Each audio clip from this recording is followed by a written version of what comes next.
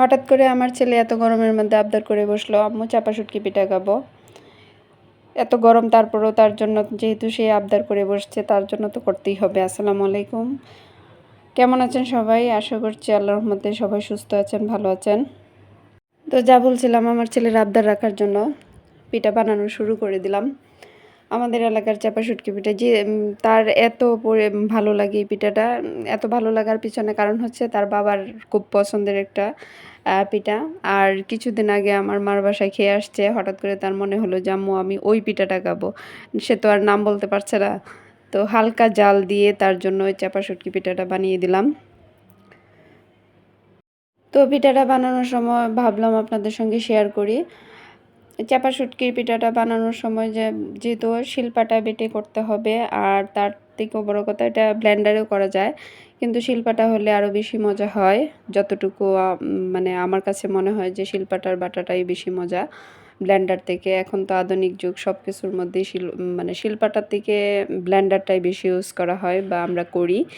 যাই হোক, আমি চাপা শুটকিটা ভেজে নিয়ে রসুন কাঁচামরিচ এগুলো ভেজে নিয়ে শিলপাটায় বেটে নিয়েছিলাম।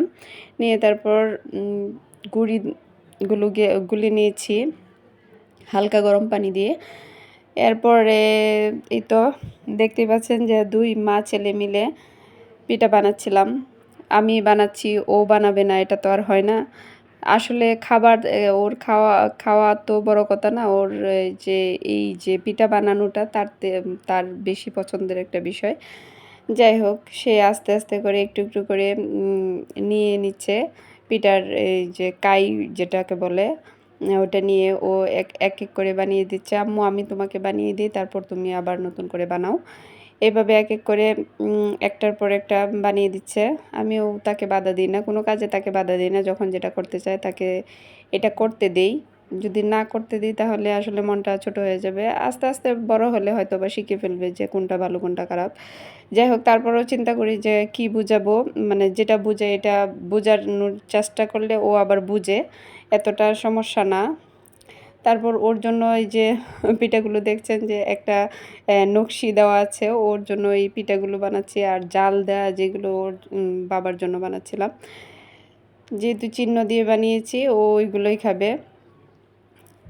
এক এক করে পিঠা বানানোর পর বাজার সময় হয়ে গিয়েছে, তারপর ভেজে নিলাম। ভেজে নিয়ে আমার ছেলেকে দিলাম। দেওয়ার পরে সর্বোচ্চ একটাও খায় নাই, বিশ্বাস করবেন না। ও একটা পিঠা খায় নাই, কিন্তু তার আবদার হচ্ছে যে এটা খেতে হবে। আচ্ছা, যাই হোক, ভালো থাকবেন সবাই। আজকে এই পর্যন্ত। আল্লাহ হাফেজ।